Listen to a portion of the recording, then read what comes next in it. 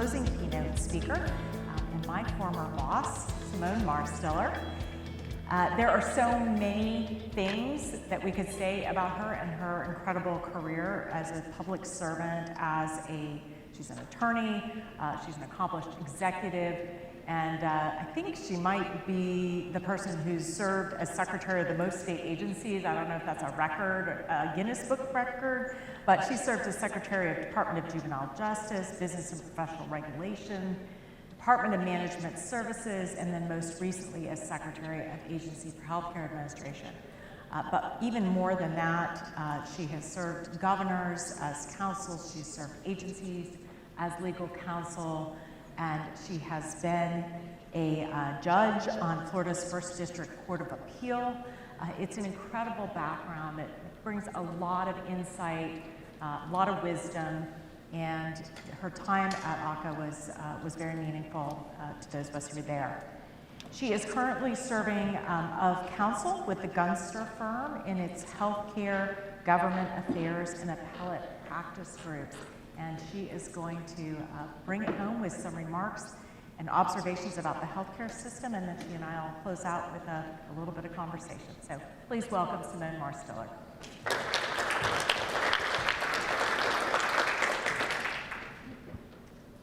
Okay, I gotta get all my stuff, I gotta put my glasses on so I can see. Well, you guys, bring it in, bring it in. I know it's nearly 4 o'clock, and I'm the person who's keeping everybody from cocktails.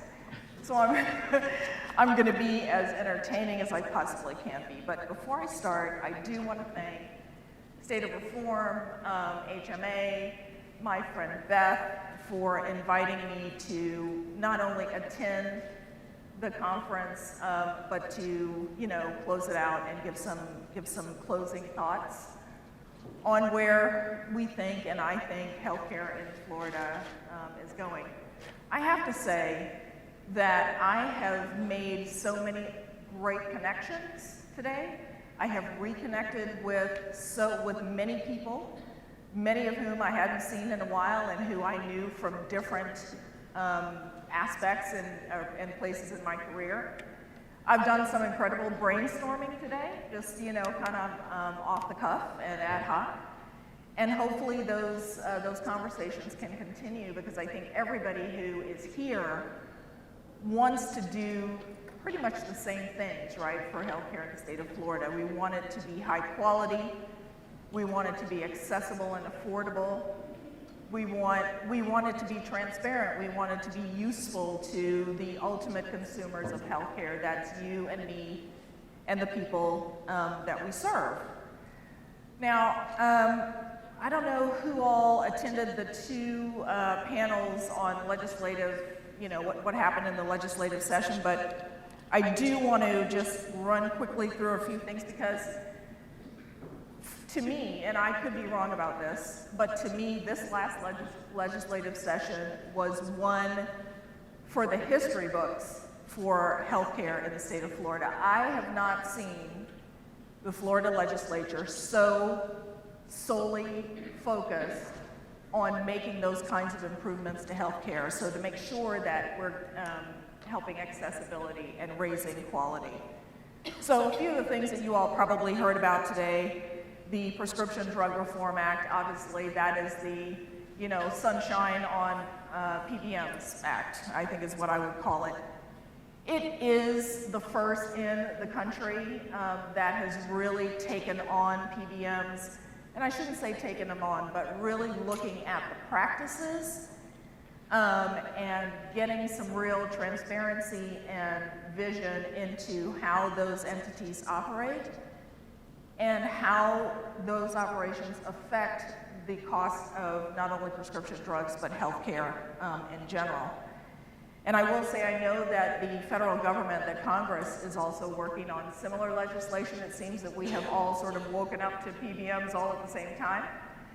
And I think that the legislation that has just passed here in the state of Florida can serve as a national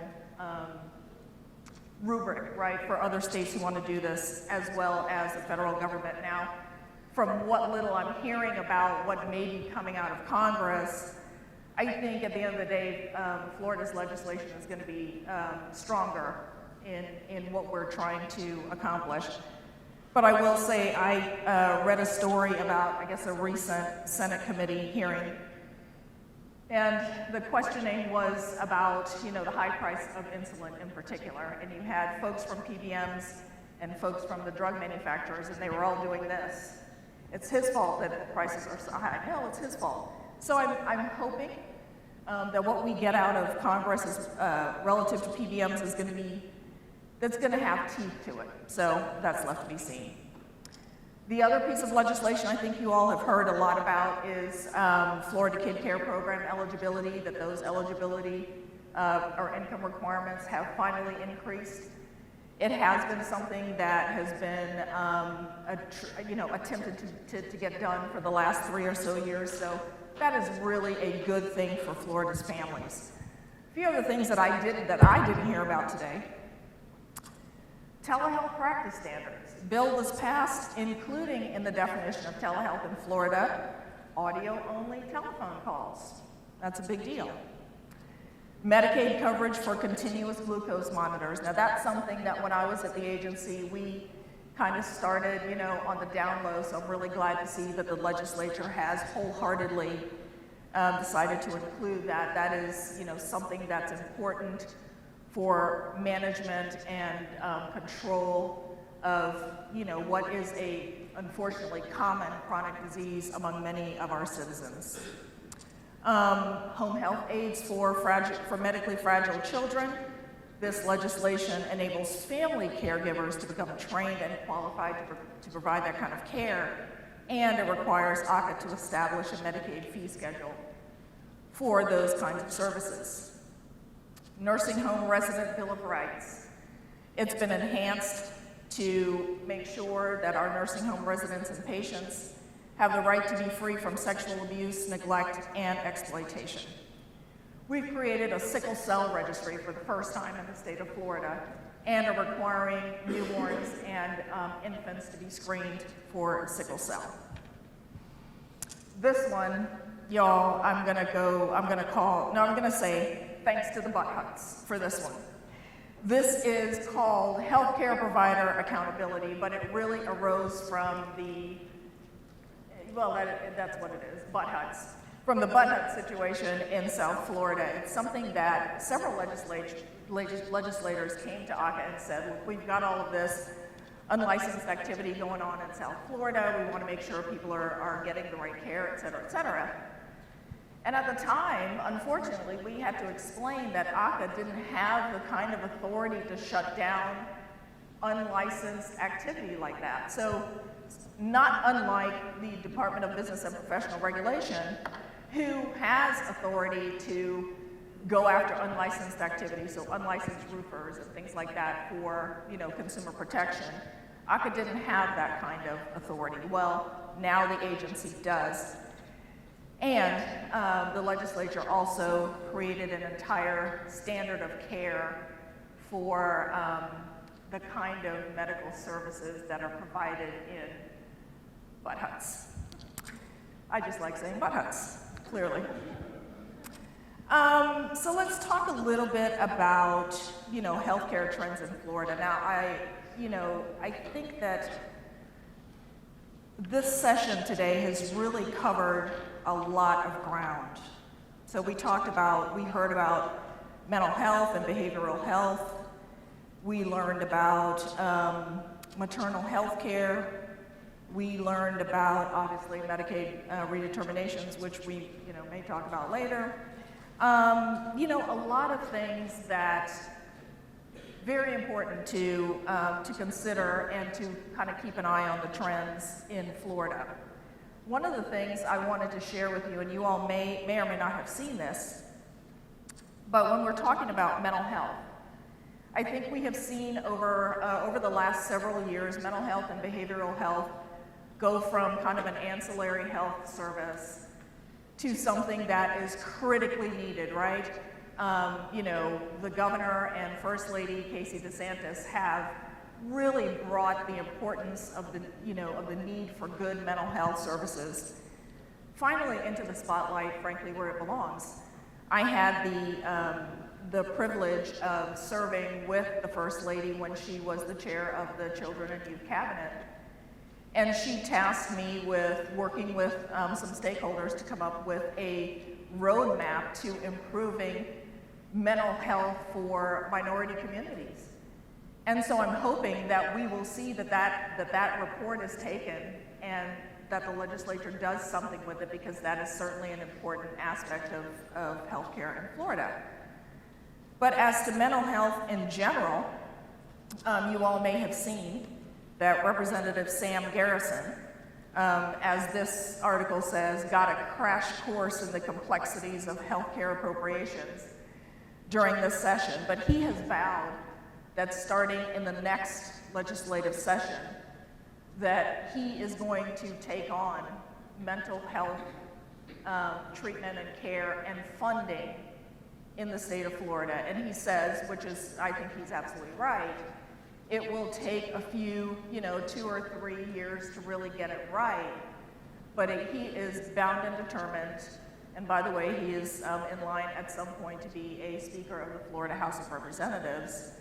But he has already announced that he's going to make that a priority. So I think that I'm certain that you all will see that happen. Now, for those of you who are, familiar with what we call the process, the Florida House of Representatives is very, very strong and has always been very strong on healthcare policy.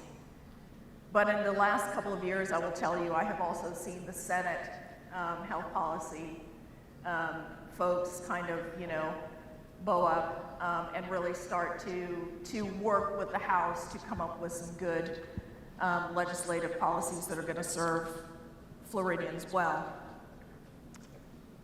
Now, what I didn't hear about today, and that is not a criticism, but these are a couple of trends that I want to kind of leave with you all, because they already have made a difference on the delivery of healthcare services in the state, and will continue to do so. But there are things that I think we need to watch, because there might be policy decisions that need to be made coming out of these two things.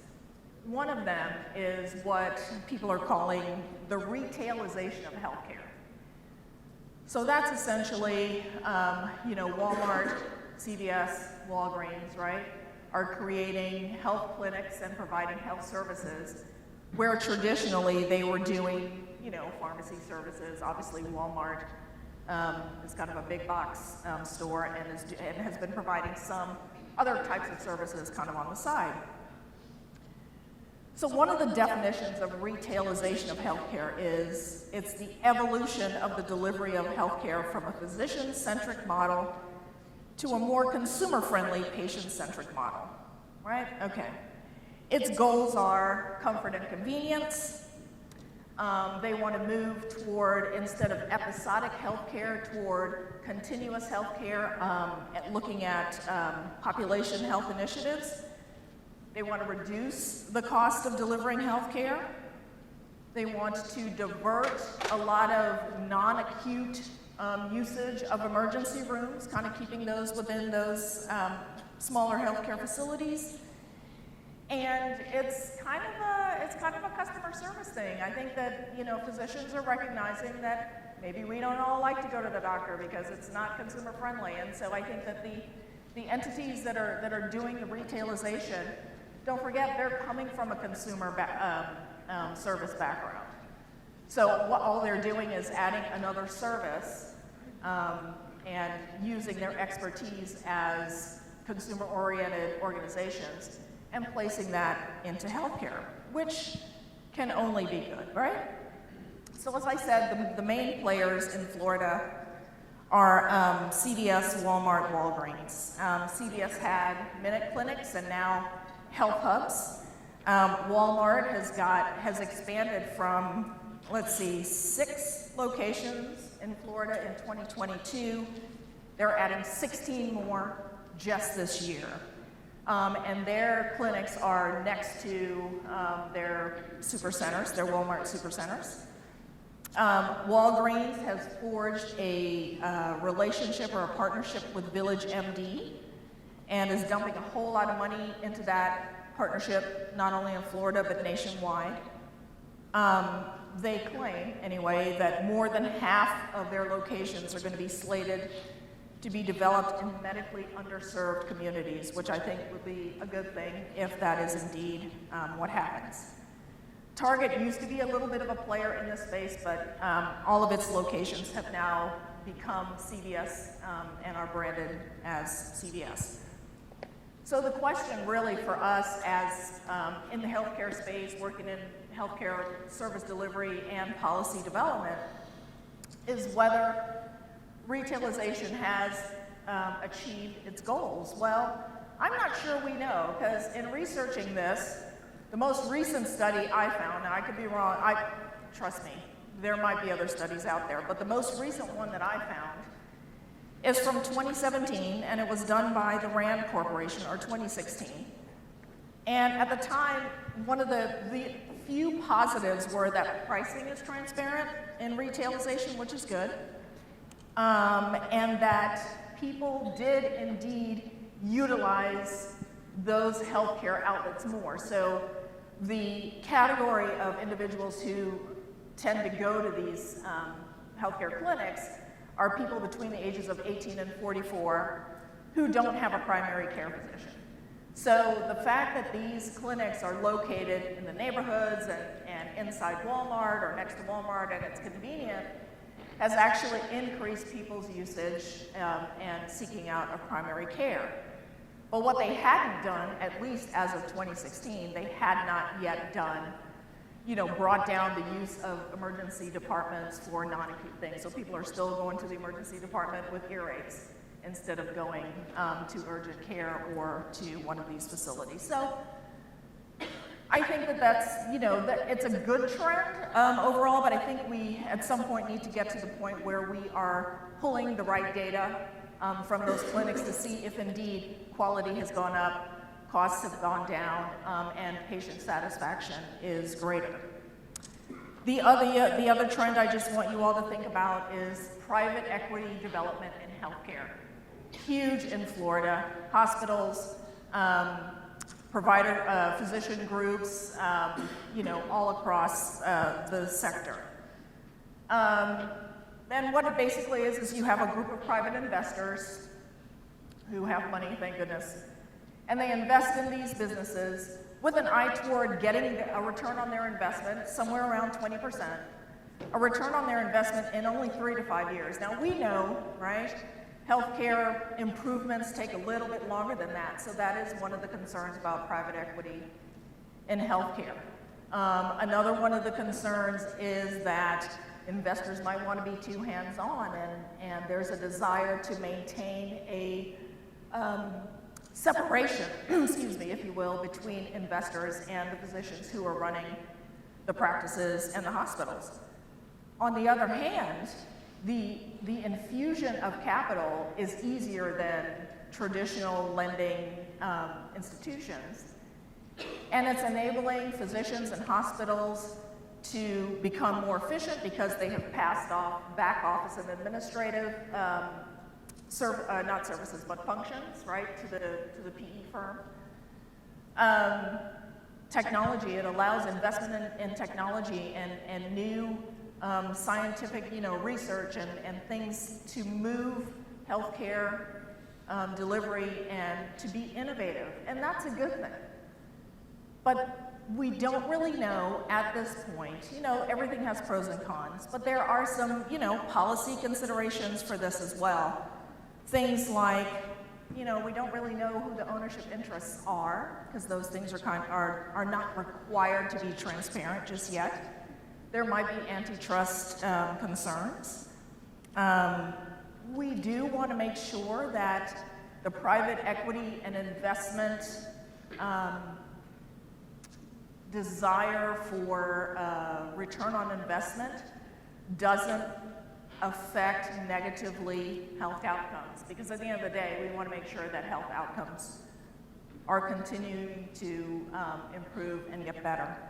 How do we go about doing that? These are things that we need to think about, and things that I think will soon get on the radar screen of maybe not only in Florida, but on the radar screen of legislatures across the state. I will leave you with this. If you want to learn more about private equity in healthcare, I commend you to a March 10th, 2023 video discussion that was called The Effect of Private Equity in Healthcare. And it was put on by the Leonard Davis Institute of Health Economics at the University of Pennsylvania. It is online and it is fantastic. And it's going to really, really make you all think. So I think that Beth is going to be asking me, we're going to be talking about some things more Medicaid and SMMC related, and I look forward to having that conversation. And with that, I thank you all for your time and attention today and the opportunity to have this chat with you. And I look forward to grabbing a glass of wine with you at the end of the day. Thank you so much.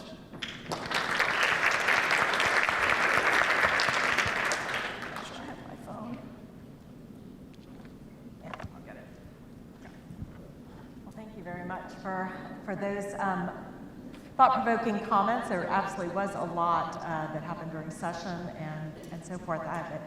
One of the other trends I wanted to make sure we talked about a little bit is pathways to prosperity.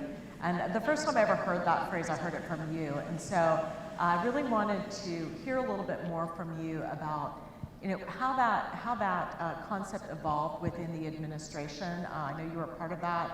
And what are the thoughts about how Medicaid and the state can be part of that? I know there's navigators at DCF, and what's the whole vision for that? And how can folks here be a part of what's going on with that? Well, in all candor, I co-opted the phrase from First Lady Casey DeSantis. I heard her say something about pathways to prosperity, probably at one of the Children and Youth Cabinet meetings, and I took that to heart, right?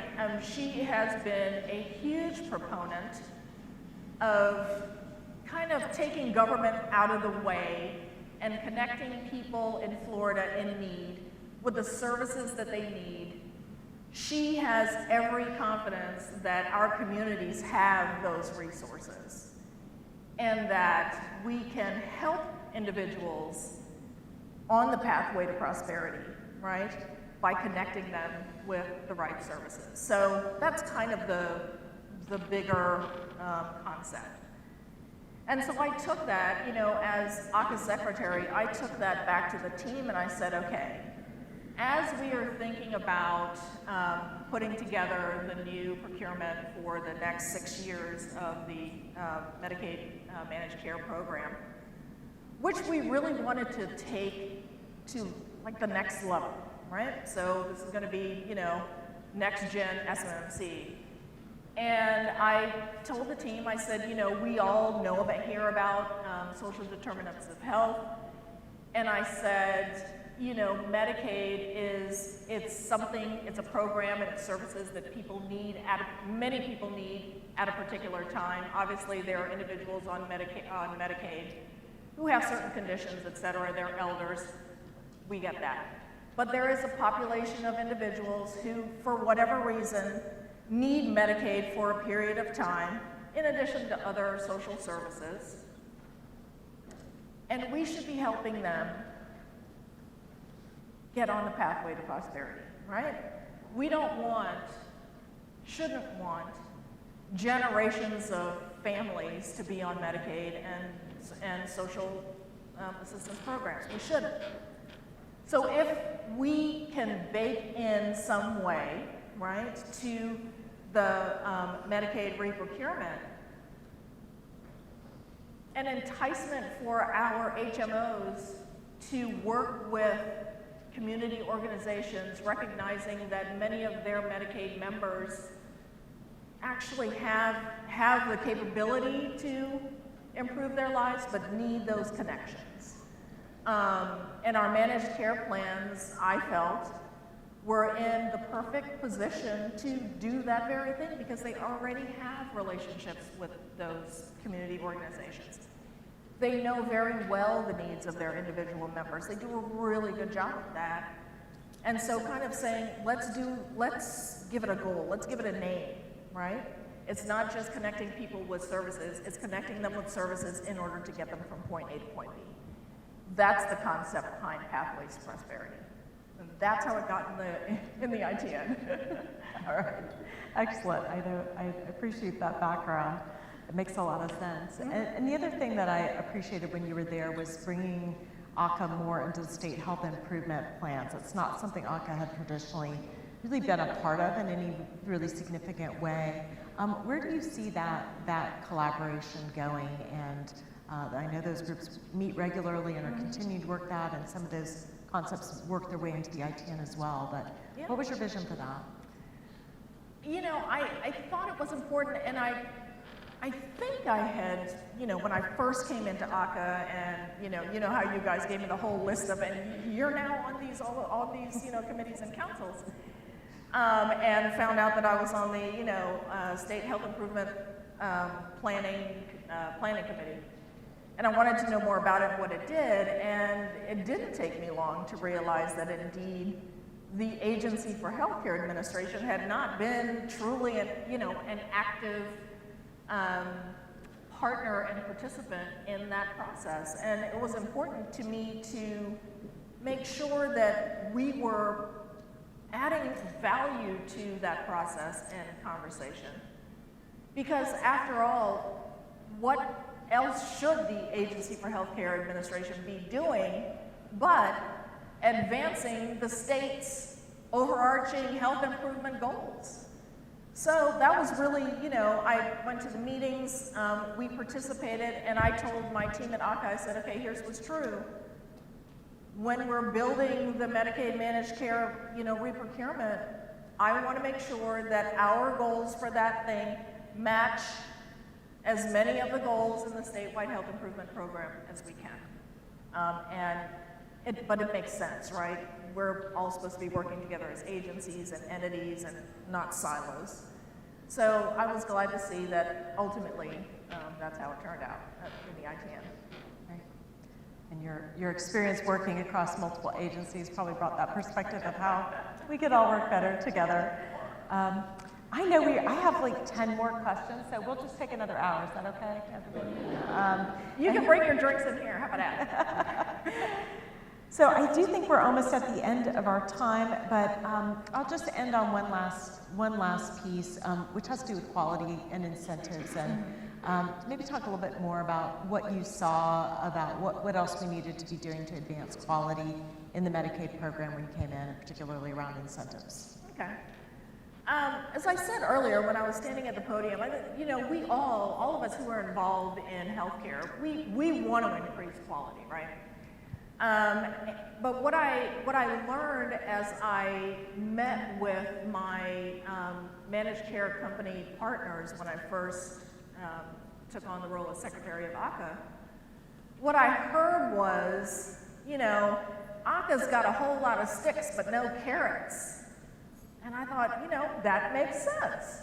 As the agency, we should be, yes, ensuring that there are quality measures and performance is going according to the requirements and contracts, but we should also be providing incentives and ways for our HMOs to provide, to improve quality, and to do the things that we would like for them to do. So one of the ways, and I think it has gotten into the ITN in this form, was to use, to create sort of a step incentive plan to encourage our health plans to do and implement value-based purchasing, which is, we all know, generally what that is, but it's important to us, and I think in order to improve quality and to give incentives to the providers who are directly providing the services, that they have to have some skin in the game.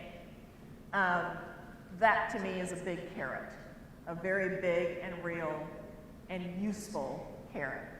And so, including that and trying to get, AHCA, forgive me for saying this, but, out of the stone age of Medicaid managed care and really kind of moving things forward and pushing our health plans to get there. And so we'll see how it goes. Well, I know there's a lot of people here who took some time off from working on that response to come here today. So all of them said it was a relief to get a little break from that. But thank you so much for your time today and for giving those insights. And thank you all for being here today. I've seen a lot of great networking going on, and really looking forward to seeing you all here with even more of your friends next year to make this conference even better. So thank you all so much, and safe travels.